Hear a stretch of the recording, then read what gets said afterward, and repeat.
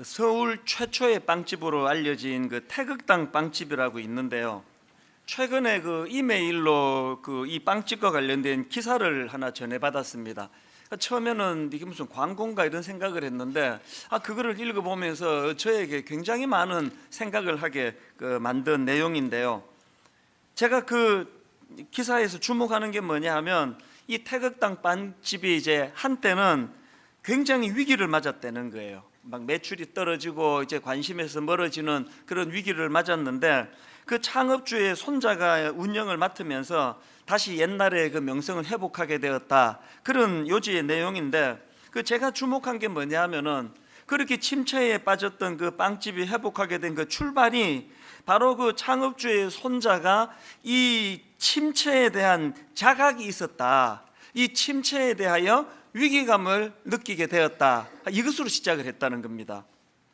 이게 무슨 말인가 하면은요, 그 손자 입장에서는 그 할아버지가 만든 그 빵집이 늘 막 그냥 손님이 북적거리고 늘 잘 되고 그런 것으로 늘 생각을 했는데, 2012년도에 그 손자가 그 빵집 카운터를 보기 시작했는데 거기서 충격을 받은 겁니다.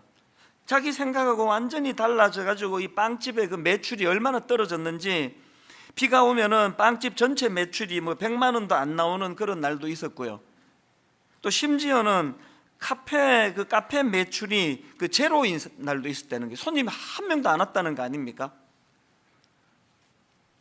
늘 이 할아버지가 만든 이 태극당 빵집은 항상 손님으로 붐비고 장사가 잘 되고 그런 생각을 하고 있었던 그 손자가 현실을 보면서 너무나 충격을 받아가지고요, 이게 뭐 잘못하면은 이게 문을 닫을지도 모른다는 그런 위기감을 가졌다는 겁니다. 그 충격을 경험하고 난 이후에 이제 그 손자가 자기 할아버지와 아버지 뒤를 이어가지고 그 가게를 이제 운영을 맡게 되었는데, 머릿속에서는 온통 자기가 그 카운트 볼 때에 느꼈던 그 위기감으로 가득했다는 겁니다. 그 손자의 위기감을 기사에서 이렇게 표현했습니다. 뭐라도 해야겠다, 안 그러면 태극당 문을 닫을 수도 있겠다는 생각뿐이었어요. 이런 절박함을 가지고 이제 그 손자가 경영을 맡으면서 완전히 다 리모델링을 하고, 또 젊은 고객을 잡기 위해 가지고 커피 맛을 새롭게 하고, 또 핵심 메뉴를 개발하고, 또 브랜드도 바꾸고, 다 바꾼 거예요. 저는 그 태극당 건물 벽에 이런 구호가 있다는 내용이 참 인상적이었는데요. 많은 것이 바뀌었지만 아무것도 바꾸지 않았습니다. 신스 1946년. 제가 이 기사에 관심을 가진 이유는 이 태극당과 마찬가지로 오늘날 한국교회도 그 지난 70년대, 80년대에 엄청난 부흥과 성장을 경험한 적이 있지 않았습니까? 그랬는데 불행하게도 지금은 침체 상태예요. 영적으로 침체고 성장도 되지 않는다고 아우성을 치는 시대입니다. 그렇기 때문에 제 마음에서 늘 어떻게 하면 이 한국교회가 다시 영적인 성장을 경험하고 영적인 부흥을 경험할 수 있을까, 그런 생각을 하면서 이 기사를 보니까 저는 그 빵집 손자가 가졌던 그 침체에 대한 자각, 이 절박함, 이러다가는 이게 문 닫을 수도 있겠네, 망할 수도 있겠네, 이런 절박한 마음이 이 출발이 됐고, 그 절박한 마음을 가지고 모든 걸 다 바꾸었는데, 그 바꾸게 된 포인트를 많은 것이 바뀌었지만 아무것도 바뀌지 않았습니다. 무슨 말입니까? 본질은 절대로 손대지 않았다는 거예요. 이 본질은 바뀔 수가 없지만 본질 빼고는 비본질적인 모든 걸 다 바꿨다는 얘기 아닙니까? 이 오늘 우리 한국교회에 접목되는 내용 아니겠습니까? 그리고 오래 예수 믿은 저 같은 이런 모태신앙과 또 중직자들, 우리 모두가 다 이 굳어져 있는 이 여러 가지 관행들과 이 본질과 상관없는 것들은 다 바꾸어야 되는 이런 절박함이 필요하지 않을까, 그런 생각을 제가 해보게 된 것입니다. 제가 이 기사를 보던 그 당시로는 오늘 본문 말씀을 여러 번 읽으면서 묵상하던 그런 상황이었는데요, 오늘 본문에도 보면은 그 빵집 손자와 같은 그런 절박한 심정을 가진 한 사람이 등장을 합니다. 오늘 본문은 예수님이 들려주신 비유의 말씀인데, 그 등장인물이 가진 절박함을 한번 보십시오. 5절입니다. 또 이르시되 너희 중에 누가 벗이 있는데 밤중에 그에게 가서 말하기를 벗이여 떡 3덩이를 내게 구워달라. 왜 떡 세 덩이를 구하는가 하니까 여행 중에 지금 자기를 찾아온 친구가 있는데 그 친구를 대접할 빵이 없는 거예요. 그래서 이제 이 떡 세 덩이를 구하고 있는데 이 밤중에 찾아갔다는 게 뭘 표현하기 위한 내용일까요? 그만큼 절실하다는 거예요. 그만큼 절박하다는 겁니다. 그래서 차면이고 뭐고 막 문을 막 두드리면서 빵 세 덩이만 좀 빌려달라고 구해달라고 그렇게 지금 절박하게 구하고 있는 것입니다. 그랬더니 결과가 어떻게 나왔냐? 7절과 8절입니다. 그가 안에서 대답하여 이르되 나를 괴롭게 하지 말라. 문이 이미 닫혔고 아이들이 나와 함께 침실에 누웠으니 일어나 내게 줄 수가 없노라 하겠느냐? 내가 너희에게 말하노니 비록 벗됨으로 인하여서는 일어나서 주지 아니할지라도 그 간청함을 인하여 일어나 그 요구대로 주리라. 주님이 이런 말씀을 주시면서 그 다음에 유명한 우리도 익히 잘 아는 말씀을 거기다가 이제 주시는데요. 그 다음 9절과 10절을 보십시오. 내가 또 너희에게 이르노니 구하라 그러면 너희에게 주실 것이요 찾으라 그러면 찾아낼 것이요 문을 두드리라 그러면 너희에게 열릴 것이니 구하는 이마다 받을 것이요 찾는 이는 찾아낼 것이요 두드리는 이에게는 열릴 것이니라. 지금 주님이 이 비유를 통해 뭘 강조하는 겁니까? 절박함, 간절함, 체면을 뛰어넘는 그런 절실함을 가지고 구해야 된다는 그 이야기를 지금 하고 계시는 거 아닙니까? 사실 저는 지난 2주 동안에 미국의 그 라스베가스에 있는 한 교회하고 또 산호세에 있는 한 교회의 그 집회를 다녀왔는데요. 사실 이번 집회는 뭐 제가 결정할 수 있는 사안이 아니라 무조건 가야만 되는 집회였습니다. 왜 그러냐 하니까 라스베가스의 그 장로님은 어떤 분인가 하면 이제 분당 우리 교회가 처음에 이제 개척을 시작할 때 이 송림 중고등학교 학교를 빌리는 것을 저희가 절실히 원했는데요. 이건 누가 봐도 이거는 거절당할 수밖에 없는 상황입니다. 담임 목사인 저는 목회 경험이 하나도 없는 42살짜리 아주 젊은 목사고 성도들 다 해봐야 그때 30 몇 명이 모여가지고 기도하고 있던 그런 상황이니까 사실 학교 입장에서는 이거 임대료라도 제대로 낼 수 있는 상황이 아니거든요. 그래서 우리가 송림중고등학교를 빌릴 확률은 이거는 거의 0%예요. 그랬는데 기적이 일어났거든요. 물론 하나님이 하셨지만 그 과정에서 결정적으로 도와주신 분이 몇 분 계시는데요. 그 중에 한 분이 이 라스베가스에 있는 교회를 출석하시는 장로님이세요. 이 장로님이 한국 방문을 오셔가지고 나 좀 만나자 그러고 오셔가지고는 이제 당신 교회에 와서 집회를 좀 해달라 그러는데 그걸 제가 어떻게 거절합니까? 이런 엄청난 사랑의 빚을 지고 있는 입장에서 제가 그걸 거절할 수가 없잖아요. 그래서 무조건 가겠다 그랬죠. 빚 갚는 마음으로. 그렇게 이제 이번에 미국 집회를 갔었는데요. 사실은 연초에 그 자리를 비우는 게 저한테도 큰 부담이었고, 그러나 이거는 어쩔 수 없다, 난 빚 갚으러 가야 된다, 그렇게 의무감을 가지고 갔는데요. 이번에 얼마나 제가 영적으로 공급을 받고 충전이 되고 은혜를 받았는지 모릅니다. 왜 그러냐 하니까요, 여러분이 다 아시지만 그 라스베가스라는 지역은 그 한국 교민이 많이 사는 곳이 아니에요. 그러다가 보니까 다들 이제 그 성도들이 목말라 하고 있다는 겁니다. 저를 초청한 라스베가스의 그 교회도요, 성도님들이 한 80여 명 모이는 그런 교회인데 놀랍게도 300명이 넘게 모였다는 겁니다. 그러니까 막 은혜 받고 싶어서 내 교회고 남의 교회고 상관하지 않고 막 모여든 거예요. 제가 들어보니까 그 샌디에고라는 지역에서 부부가 막 은혜 받고 싶어 가지고 아예 이쪽으로 먼 이 라스베가스로 와가지고 3일 동안 호텔에서 묵으면서 그렇게 집회에 참석했다는 겁니다. 그러니까 분위기가 얼마나 뜨거웠겠습니까? 그건 그 다음 주에 있었던 산호세 교회에서의 집회도 마찬가지예요. 제가 참 감동을 받았던 게요, 너무너무 갈급하니까 성도님들이, 그 어떤 성도님은요, 앞자리에 와서 은혜 받아야 된다, 말씀은 앞에서 와서 들어야 된다, 그래가지고 저녁 7시 반에 예배가 시작이 되는데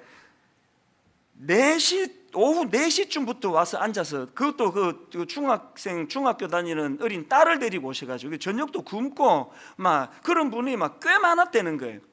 그러다가 보니까요, 그 산호세 교회는 본당이 굉장히 큰 교회인데 7시 반 집회인데 6시 반에 벌써 다 만석이 다 됐다는 겁니다.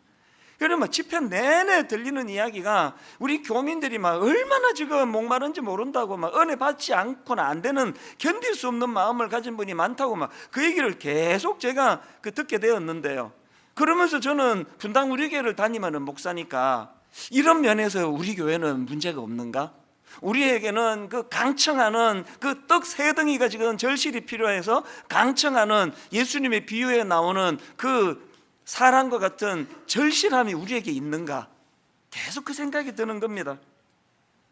여러분, 겉으로 보기에 뭐 아무리 좋은 걸 다 갖춘 교회라고 해도요, 이런 영적인 목마름이 없는 교회라면 그건 주님 보시기에 좋은 교회가 아닙니다.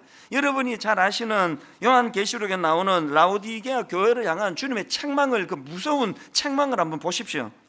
요한계시록 3장 17절, 내가 말하기를 나는 부자라 부요하여 부족한 것이 없다 하나 내 곤고한 것과 가련한 것과 가난한 것과 눈먼 것과 벌거벗은 것을 알지 못하는도다.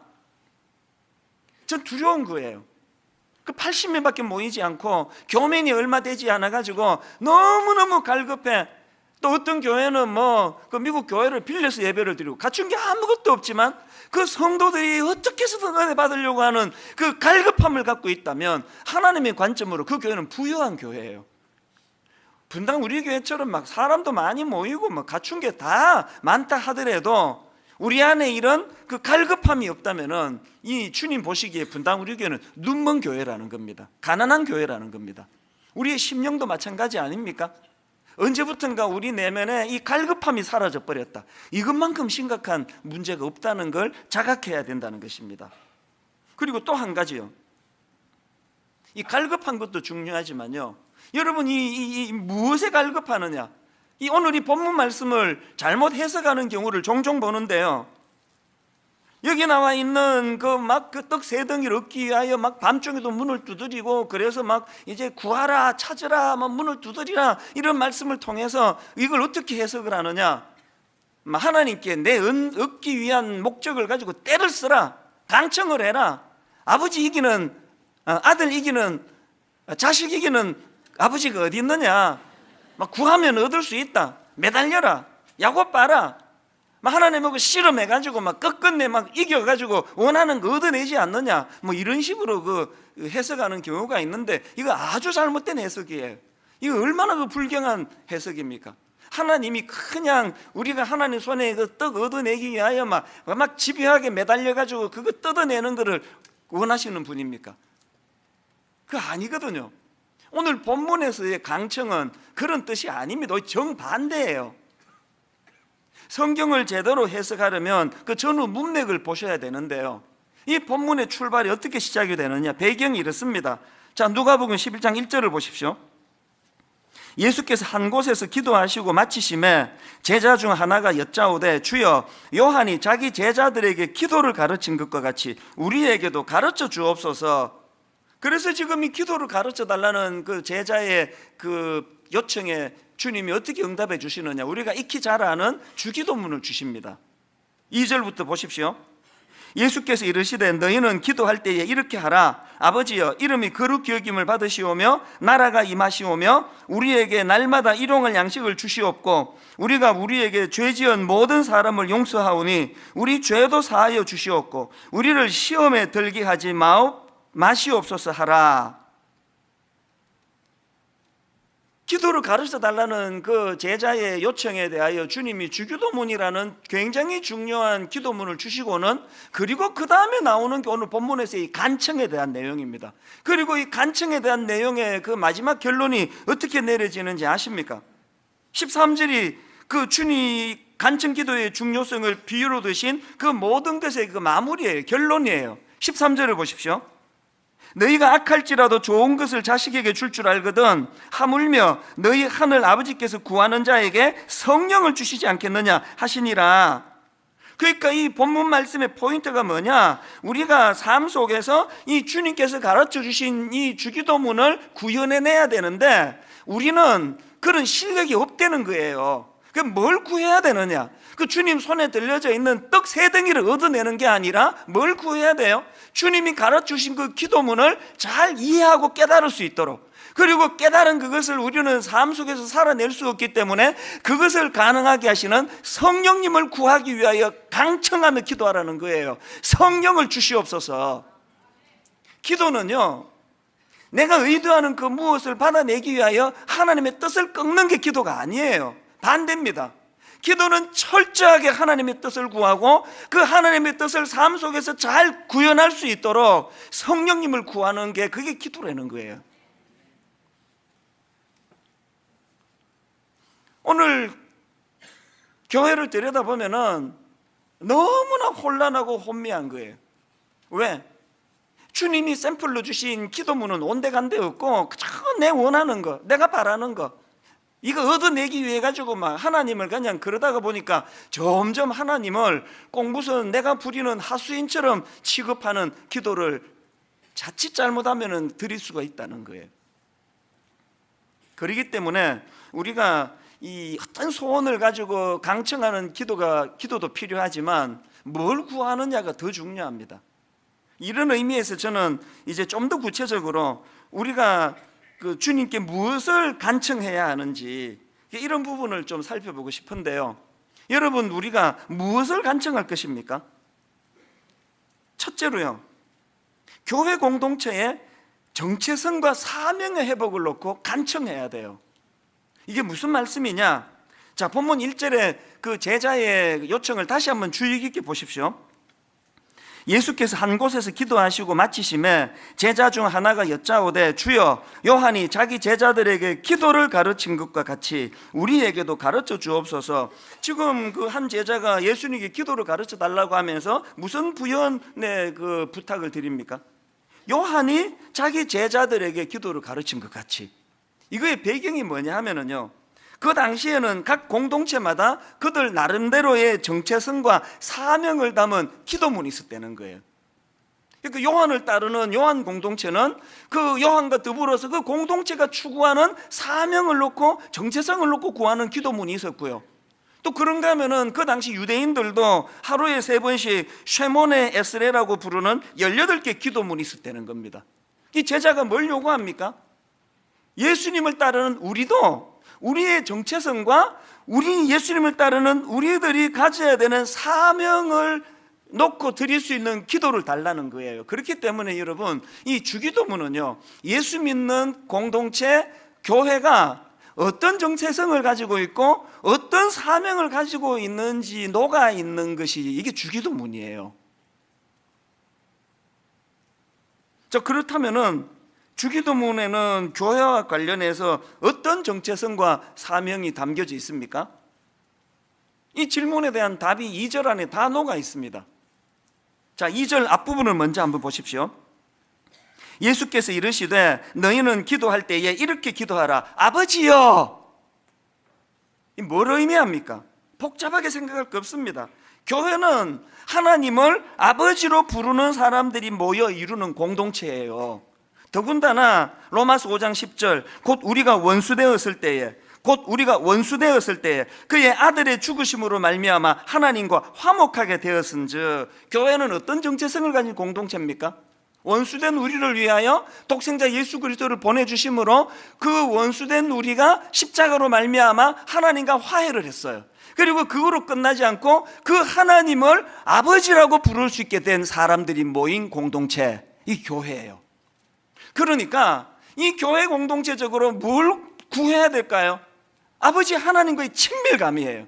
막 교회가 규모가 아무리 크고 막 목사가 뭐 아무리 달변가를 하더라도, 아무리 설교를 잘한다 그런 소리를 들어도 설교자인 목사가 성도님들과 하나님 사이에 이 친밀감, 하나님을 아버지라고 부를 수 있는 이 친밀감을 강조하지 않으면 그건 좋은 설교가 아니에요. 이런 면에서 분당 우리 교회는 좋은 교회입니까? 여러분, 이 교회는 하나님을 아버지라고 부를 수 있는 사람들이 모였다고 한다면, 여러분, 하나님 앞에서 우리는 하나님과의 그 친밀감이 인티머시라는 단어를 저는 굉장히 중요하게 생각하는데요,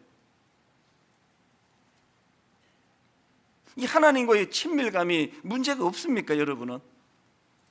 엿새를 이 세상에 발을 딛고 살아가지만 늘 내 마음에 십자가를 통하여 하나님께서 내 아버지가 되신다는 사실, 그분과의 교제를 나누고 그분과의 친밀감을 가지고 살아가는 이런 부분에 있어서 문제가 없습니까? 요수아 1장에 보면은 그 유능한 지도자 모세는 죽고 아무 경험이 없는 애송이 같은 젊은 요수아가 후계자로 이제 세움을 받았는데 벌벌벌벌 떨고 있는 상황에 하나님 주신 메시지가 뭡니까? 요수아 1장 5절, 내 평생에 너를 능히 대적할 자가 없으리니 내가 모세와 함께 있었던 것과 같이 너와 함께 있을 것임이라. 내가 너를 떠나지 아니하며 버리지 아니하리니. 이 점에서 모세가 얼마나 위대한가 하면요, 자, 출애굽기 33장 17절 18절 이 부분을 세 번역으로 한번 보시겠습니까? 주님께서 모세에게 말씀하셨다. 무슨 말씀을 주시는지 보세요. 내가 너를 잘 알고 또 너에게 은총을 베풀어서 네가 요청한 이 모든 것을 다 들어주마. 그랬더니 모세가 어떻게 반응하느냐. 18절, 그때의 모세가 저에게 뭘 달라는 거예요? 주님의 영광을 보여주시옵소서. 오늘 교회 공동체가 구해야 되는 게 뭐예요? 그 떡 세 덩이가 뭐예요? 부자 되는 거? 뭐 우리 아들 좋은 대학 가는 거? 막 사람들 앞에서 막 엄청난 어떤 명예를 누리는 거? 모세는 그런 거 구하지 않았습니다. 교회 공동체는 뭘 구해야 됩니까? 하나님 아버지를 구해야 돼요. 그분을 아버지라고 부를 수 있게 만들어 주신 예수 그리스도의 십자가를 소중히 여기고 원수되었던 우리가 하나님과 화해한 존재가 되어 그분이 내 안에서 일하시고 계신다는 거. 그래서 우리가 남자분 보고 형제님 이렇게 부르잖아요. 우리가 무슨 피가 섞였습니까? 형제는 무슨 형제예요? 여성도들을 보고 자매님 이렇게 부를 수 있는 게 뭐예요? 십자가로 우리는 한 하나님을 아버지로 모시게 됐다는 것을 표현하는 공동체의 모습 아닙니까? 여러분은 무엇을 구하고 계세요? 무엇에 목말라 계세요?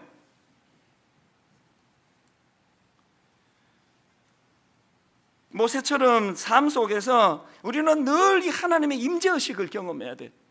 저는요, 우리나라 이 입시가 이게 부모와 자식 사이를 가르는 원수라고 생각을 합니다.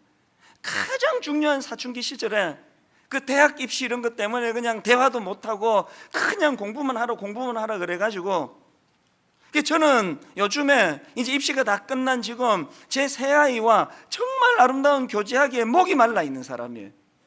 너무나 우리 아이들과는 교제하고 싶은데요, 이 길이 안 나 있어요. 얼마나 어색한지 몰라요. 이상하게 우리 애들은 우리 아빠가 좀 대화 좀 하자 그러면 막 뒷목을 잡고 막 또 지루하다는 거예요. 근데 뭐 말만 하면은 아빠는 그렇게 왜 이렇게 좋은 이야기를 지루하게 하느냐고 되게 이렇게 지루하다네요. 뭐 말만 하면은 다 또 잔소리 하신다고. 이 문제가 얼마나 제 마음을 아프게 하는지 몰라요. 더 친해지고 싶거든요. 왜? 내가 걔 아버지잖아요. 내가 더 가까이, 더 친밀하게. 이게 무슨 뭐 과업 수행하듯이 또 걔들은 내 주머니에 있는 그 돈에만 관심을 가지고 뭐 돈 주세요 이런 관계를 원치 않거든요. 이게 오늘 우리를 향한 하나님 아버지의 마음 아닐까요? 여러분은 하나님과의 친밀감이 있습니까? 하나님을 아버지라 부를 수 있을 만큼 그 친밀함이 있습니까? 우리 교회에 청년이 얼마나 많습니까? 청소년이 뭐 얼마나 많습니까? 수천 명이에요. 그리고 또 우리 젊은이들이 고맙게도 저를 얼마나 좋아합니까? 착각인가? 내가 보기엔 좋아하는 것 같아요. 이 길 가다가 만나면 막 펄쩍펄쩍 뛰고 막 목사님 뭐 손 한 번만 잡아주세요. 막 어떤 애는 또 막 사인해 주세요. 그런 애도 있어요. 저를 진짜 좋아하는 것 같아요. 그러나 여러분, 막 수천 명의 청년이 너무너무 저를 좋아한다 하더라도요, 제 방에 사무실에 와가지고 뭐 허락도 안 받고 냉장고 마음대로 열고 음료수 자기 마음대로 꺼내 마시는 애들은 우리 교회 중고등부 또 대학 정원 중에 딱 3명밖에 없습니다. 딸 2, 아들 1 말고는요 그렇게 할 수 있는 사람 없습니다. 여러분 하나님과 여러분과의 관계가 그 우리 교회의 수천 명의 청년과 저 사이의 그런 관계입니까? 아니면은 그 새아이 안에 들어가십니까? 하나님이 여러분의 아버지세요? 그분의 인티머시, 그분과의 친밀감을 여러분 누리고 계십니까? 하나님의 임재를 사모하고 계세요? 모세처럼 내가 너를 잘 알고 너에게 은총을 베풀어서 네가 요청한 모든 걸 다 들어주마. 그랬을 때 모세처럼 저에게 딴 거 말고 주님의 영광을 보여주시기 원합니다. 이런 목마름이 있으시냐고요. 제가 원래 들어와서 우리 교회를 들여다보면 아무리 생각해도 이 교회가 이게 지금 너무 건조해 가고 있는 거 아닙니까? 하나님을 갈망하는 마음이 지금 사라지고 있는 거 아닙니까? 이 어떻게 하면 이걸 회복해야 되느냐고요. 그런가 하면은 2절 뒷부분을 보십시오. 예수께서 이르시되 너희는 기도할 때에 이렇게 하라. 아버지여 이름이 거룩히 여김을 받으시오며 나라가 임하시오며. 하나님을 아버지라고 부르는 공동체라면 당연히 우리 때문에 하나님의 이름이 이 땅에서 더럽혀지지 않기를 갈망하는 마음이 있어야 되는 거 아닙니까? 하나님을 아버지로 부르는 사람들이 모인 공동체라면 당연히 이 땅에서도 하나님께서 다스리시는 하나님의 나라가 임하기를 갈망하며 기도해야 되는 게 정상 아닙니까? 그 기도하고 계십니까? 온통 땅의 것에만 지금 몰두해가지고 그냥 하나님이고 뭐고 아버지인지 할아버지인지 관심 없고 기도 응답이나 해달라고. 기도 응답이나. 그럼 못된 자식들 뭐라고 그 아빠가 대화 좀 하자 그러면 아빠 다 거두절미하고 돈 달라고요. 돈. 이게 오늘 하나님 앞에 우리의 태도가 아니냐고요.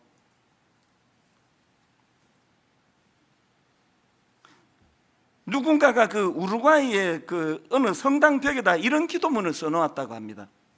주기도문을 빗대가지고 이제 그 경종의 그 글인데요. 앞부분만 좀 읽어드릴게요. 하늘에 계신, 이걸 따옴표하고요, 이렇게 글을 썼습니다. 하늘에 계신이라고 기도하지 말라. 세상 일에만 관심 두고 있다면. 또 따옴표에서 우리라고 말하지 말라. 너 혼자만을 위해 살고 있다면. 또 아버지라는 데 따옴표를 하고요, 아버지라고 부르지 말라. 아들, 딸처럼 살고 있지 않다면. 뒤에도 쭉 열거가 되는데 저는 이 대목이 굉장히 마음에 와닿았습니다. 세상 일에만 몰두하고 세상 일에만 관심을 가지면서 말로만, 입으로만 하늘에 계신 우리 아버지라고 그렇게 말하지 말라는 거예요. 제가 참 이 대목이 부끄러운 게 이걸 내가 얘기를 안 하려고 애를 썼는데 고백을 하지 않을 수 없습니다. 제가 이번에 그 라스베가스 집회를 위해서 이제 저녁 비행기를 타고 갔는데요, 어쩌다 좀 늦었습니다. 그래서 그 공항에 딱 갔더니 손님이 아무도 없어요. 다 들어가고 아무도 없어요. 제가 그 앞에 있는 직원한테 아니 이게 손님이 왜 이렇게 없습니까? 그러니까 다 들어갔다는 거예요. 그러면서 그 직원이 이제 이렇게 뭐 컴퓨터를 만지고 하더니 저에게 놀라운 복음을 전했어요. 여기서 복음은 그 우리가 아는 그 복음이 아닙니다. 기분 좋은 소식이에요. 뭐라고 얘기하는가 하니까 이번 지금 비행기가 만석이라는 거예요. 그래서 저보고 하는 말이 비즈니스석으로 업그레이드를 시켜주겠다는 거예요. 그 이야기가 들리는 순간 하늘 문이 열리고 성령이 비둘기같이 임하면서 막 평화가 물밀듯 밀려오는데요. 기분이 좋아 죽을 것 같아요.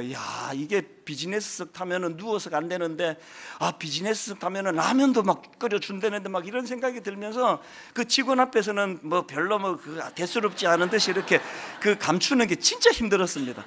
그리고는 그 카운티에서 일이 다 끝나고 바로 우리 집사람한테 전화해가지고 기적이 일어났어 여보 그러면서 비즈니스석으로 내가 갈아타고 업그레이드가 됐다고, 비즈니스석에서 라면도 주는데 누워서 가는데, 그러니까 그쪽이 또 한술 더 떠더라고요. 그 아이스크림 준다는데 그 잘 챙겨서 드세요 그러면서 그 2등석에서 주는 그 하겐다츠 아이스크림 그 챙겨서 드시라 그러고 그래서 막 좋아 죽겠는 거예요. 그래가지고 1시간 가까이 너무너무 기뻤는데 정신이 좀 차려지고 나니까 이게 너무 부끄러운 게 뭔지 아십니까? 요즘에 제가 하나님의 임재의식에 대해서 많이 묵상을 하고, 그때도요 하나님의 임재에 대해서 어떻게 하면은 내가 광야를 걸어가든 옥토를 걸어가든 주님과의 동행, 임재, 이거를 굉장히 묵상을 했는데 그 여 직원이 업그레이드 시켜주겠다고, 비즈니스석으로 업그레이드 시켜주겠다는 그 이야기가 들려지는 순간 뭐 임재고 뭐고 뭐 관심도 없고 누워서 간다는 생각 때문에 막 좋아 죽겠더라고요. 더 웃기는 게 뭔지 아세요? 그게 진짜 누워서 갔거든요. 누워서 가는 내내 든 생각이 뭔지 아세요? 올 때도 이래야 되는데. 제가 우리 딸한테 그 문자를 나중에 보내면서 이렇게 썼습니다. 네 아빠가 이렇게 공짜를 좋아하는지 나도 몰랐다. 뭐 목사고 뭐고 없습니다. 그저 우리는 그냥 뭐 땅에서 잘 되고 뭐 땅에서 이렇게 편하게 가고 뭐 누워서 가고 뭐 사람들에게 뭐 설교 잘한다고 인정받고 뭐 교회 큰 것 때문에 이런데 우리는 본능적으로 끌리게 돼 있는 존재예요. 어쩔 수가 없습니다. 그래서 어떻게 해야 된다고요? 간청 기도를 드려야 돼. 간청 기도. 그래서 우리가 하나님 앞에 구해야 된다는 겁니다. 그런가 하면은 두 번째로 우리가 무엇을 간청해야 되느냐? 성령 충만을 간청해야 된다는 겁니다.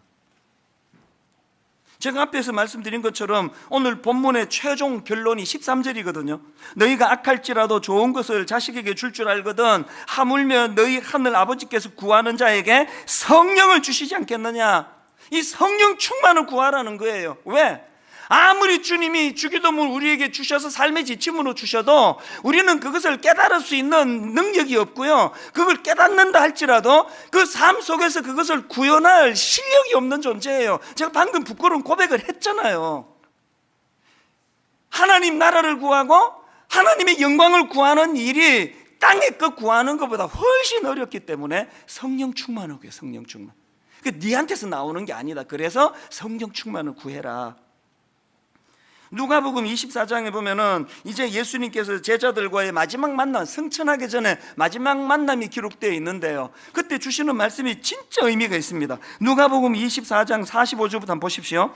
이에 그들의 마음을 열어 성경을 깨닫게 하시고 또 이르시되 이같이 그리스도가 고난을 받고 제3일에 죽은 자 가운데서 살아난 것과 또 그의 살아날 것과 또 그의 이름으로 죄사함을 받게 하는 회개가 예루살렘에서 시작하여 모든 족속에게 전파될 것이 기록되었으니 너희는 이 모든 일의 증인이라. 잘 들어보세요. 예수님이 제자들이 그 예수님의 증인으로서의 삶을 살 수 있도록 말씀을 깨닫게 해주세요. 성경을 깨닫게 해주십니다. 근데 그게 다가 아니고요, 뭘 더 하나 더 강조하는 게 뭐냐? 바로 그 다음 49절을 보십시오. 볼지어다 내가 내 아버지께서 약속하신 것을 너희에게 보내리니 너희는 위로부터 능력으로 입혀질 때까지 이 성에 머물라 하시니라. 무슨 뜻입니까?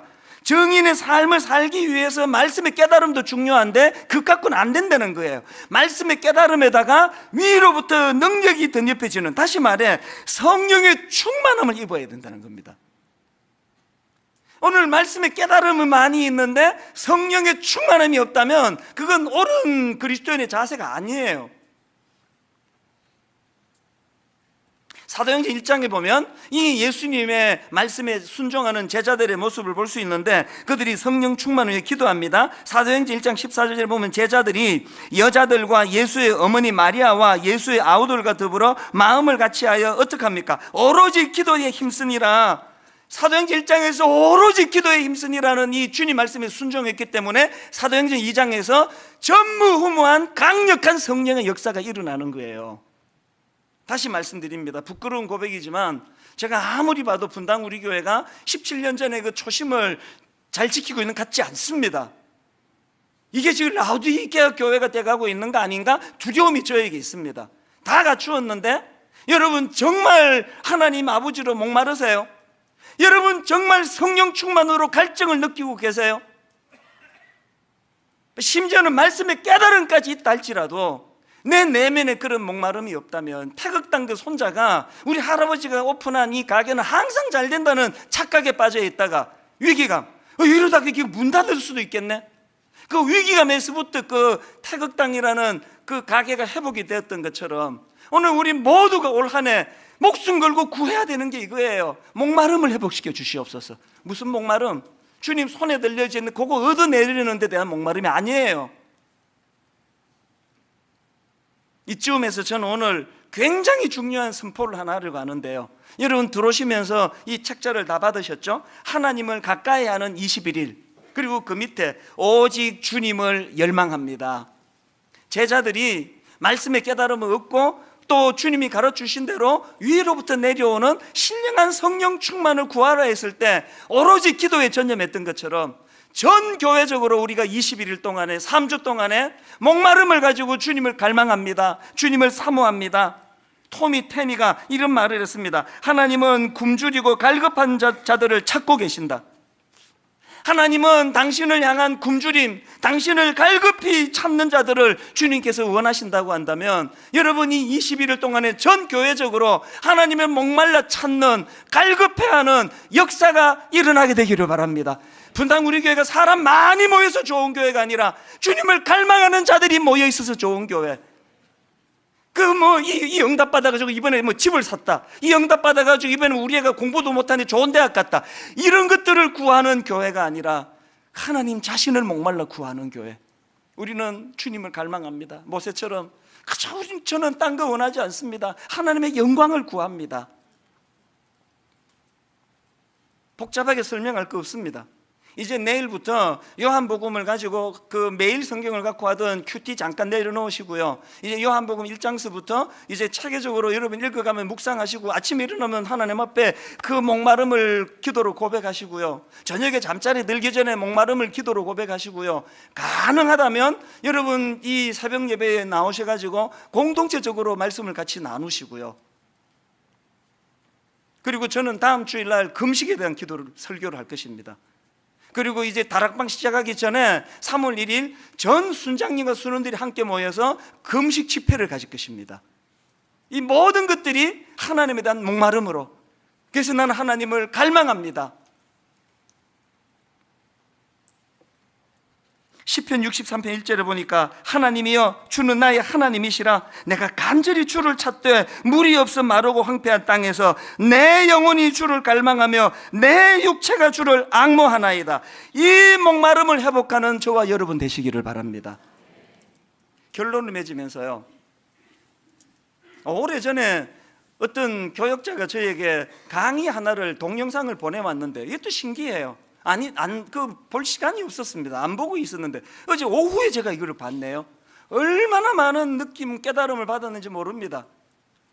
어느 교수님이 강의한 동영상인데요, 그 강사가 이제 무슨 얘기를 하느냐, 그 사막이나 오지를 레이싱하는 그 모험가를 만나 대화를 나누었대요. 그 모험가는요, 사하라 사막과 같은 그 사막을 막 수백 킬로 횡단하는 그런 모험가래요. 그 교수님이 그 모험가에게 물었답니다. 사막에서는 무엇 때문에 죽습니까? 무엇으로 죽나요? 이 질문할 때는 정갈에 물려 죽고 뱀에 물려 죽고 이런 생각을 했는데 좀 다른 이야기를 하더래요. 사막에서 죽는 사람들이 주로 뭘로 죽느냐? 탈수로 죽는, 탈수. 그 이상한 이야기를 그 다음에 해요. 그런데 그 죽어가는 사람들, 상당히 많은 사람들이 물이 있다는 거예요. 물통에 물이 있는데 왜 탈수로 죽습니까? 이상하잖아요. 그 모험가가 덧붙여 이런 이야기를 했답니다. 왜 물이 있는데 탈수로 죽느냐? 여러분 아시지만 그 사막이 너무 뜨겁지 않습니까? 건조하지 않습니까? 한 45도까지 오르고 그러니까요. 막 너무너무 장렬하는 태양에 건조하니까요. 이 땀이 흐르면은 바로바로 말라버린대요. 우리가 여름에 막 땀 흘리고 하면은 이거 물로 보충해야 되겠네, 자각이 되는데요. 사막을 횡단할 때는 땀이 안 나니까 바로바로 식으니까 인식을 못 한다는 게, 지금 사실은 몸에서 지금 많이 땀으로 배출돼서 탈수가 일어나는데 못 느낀다. 그러다 죽는다는 거예요. 그래서 그 교수님이 그 모험가에게 다시 물었답니다. 그럼 대안이 뭡니까? 어떻게 하면은 사막에서 목마름으로 죽지 않고 살아남을 수 있습니까? 그랬더니 의외로 간단한 대답을 했습니다. 자기가 느끼는 목마른 거 상관없이 일정한 시간을 정해놓고 마셔야 된다는 거예요. 일정한 보폭을 따라 목마름이 느껴지지 않더라도 일정한 거리를 걷고 나면 마셔줘야 된다는 거예요. 오늘 여러분에게 지금 목마름이 느껴지지 않는 것이 그게 곧 충만하다는 걸 얘기하는 거 아닙니다. 사단이 지금 바로바로 우리의 땀을 다 지금 증발시켜 버려가지고 느낌이 없어요. 이게 지금 건강하다는 걸 말하는 거 아닙니다.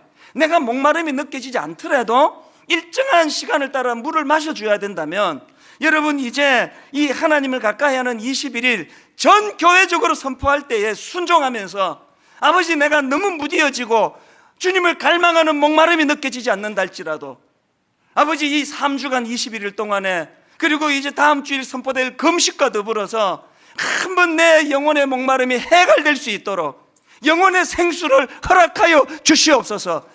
빛 좋은 개살구가 아니라 내 심령이 주님을 갈망하는 이 뜨거움을 회복할 수 있게 하여 주시옵소서.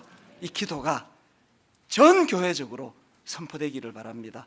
이제 오늘 여러분 이런 마음을 담아가지고 우리들의 찬양 474번이에요. 주께 가까이 날 이끄소서. 참 이 목마름을 보세요. 간절히 주님만을 원합니다. 간절히 주님만 원합니다. 지금까지는 주님에 의해 얻게 될 그 선물에 목이 말랐다면 이제는 그 주님 자신, 주님 자체의 목마름을 가지고 가기 원합니다. 주님은 당신을 목말라 하는 자를 기뻐하신다고 한다면 이 목마름을 제가 하나님 아버지 가지기를 원합니다. 소원을 가지고 우리 한번 이렇게 찬양하지 않으시겠습니까? 주께 가까이 날 이끄소서. 간절히 주님만을 원합니다. 채워주소서. 주의 사랑을 진정한 찬양 드릴 수 있도록 다시 한번 선포하기 원합니다. 주께 가까이 날 이끄소서. 간절히 주님만을 원합니다. 채워주소서. 무엇을요? 주의 사랑을 진정한 찬양 드릴 수 있도록 목마른 나의 영혼 주를 부르니 나의 마음 만져주소서. 주님만을 원합니다. 더 원합니다. 나의 맘 만져주소서. 목마른 나의 영혼 나의 영혼 주를 부르니 나의 마음 만져주소서. 간절히 선포합니다. 주님만을 원합니다. 더 원합니다. 나의 마음 만져주소서.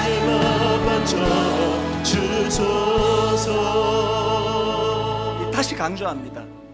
우리는 주님께서 가르치신 기도 뭔 뜻인지 잘 모릅니다.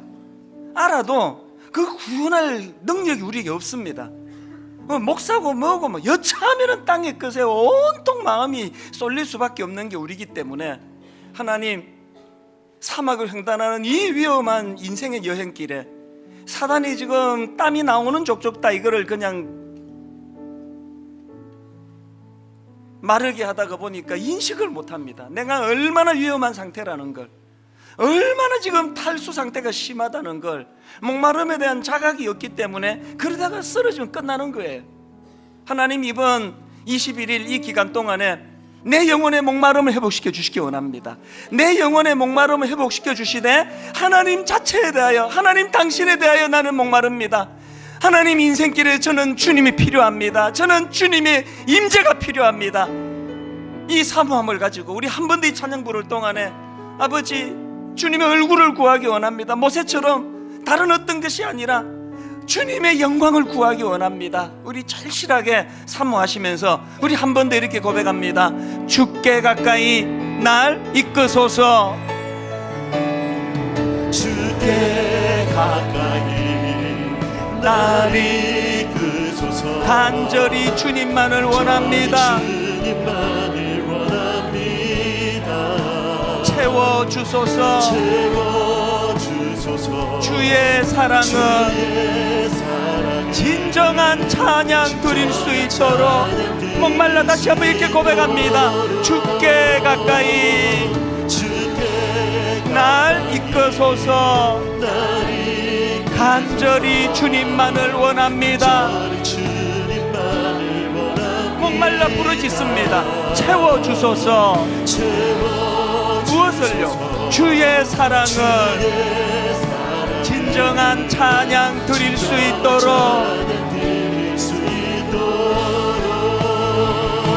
목마른 나의 영혼 주를 부르니 나의 맘 만져 주소서. 주님만을 원합니다.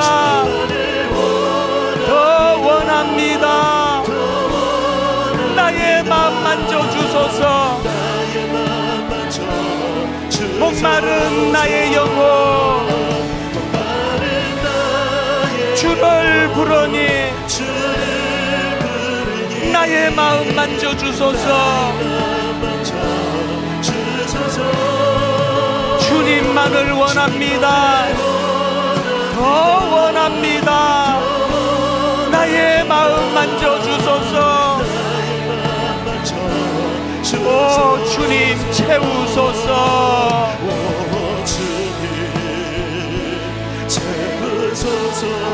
나의 잔을 높이 듭니다. 하늘 양식 내게 채워주소서. 넘치도록 채워주소서. 여러분 무엇에 목마르십니까? 주님 채우소서.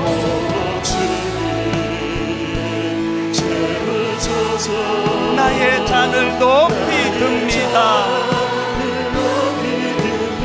하늘 양식 내게 채워주소서. 넘치도록 채워주소서. 우물가의 여인처럼 난 구했네. 뭘 구했습니까? 헛되고 헛된 것들은 그때 주님 하신 말씀, 내 세매와 생수를 마셔라. 많고 많은 사람들이 찾았었네. 뭘 찾았습니까? 헛되고 헛된 것들은 주 안에 감추인 보배, 세상 것과 난 비길 수 없네. 오 주님 채우소서. 나의 잔을 높이 듭니다. 하늘 양식 내게 채워주소서. 넘치도록 채워주소서. 우리 다 자리에서 일어나셔서 오 주님 채우소서.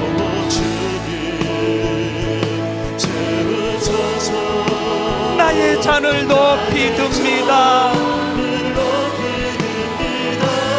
하늘 양식 내게 채워주소서.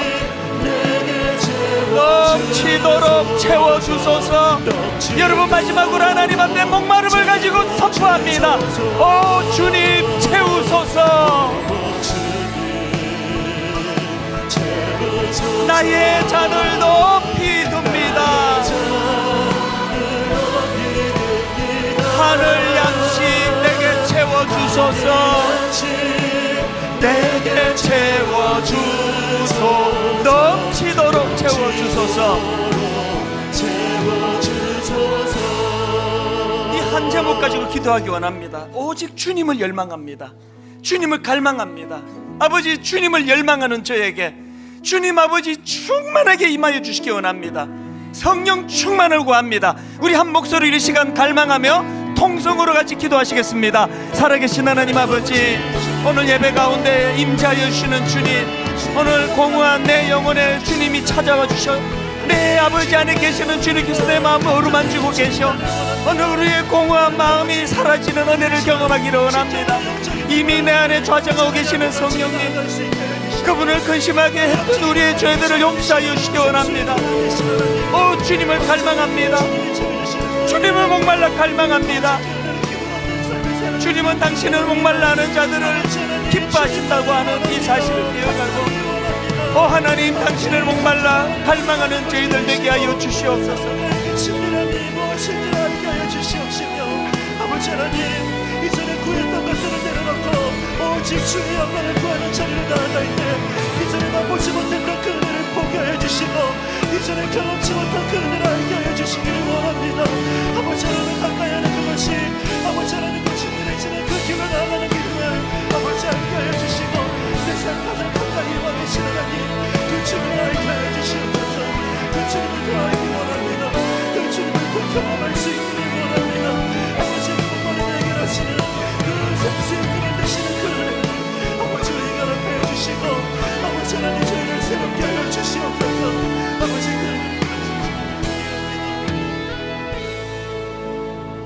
하나님이여, 주는 나의 하나님이시라.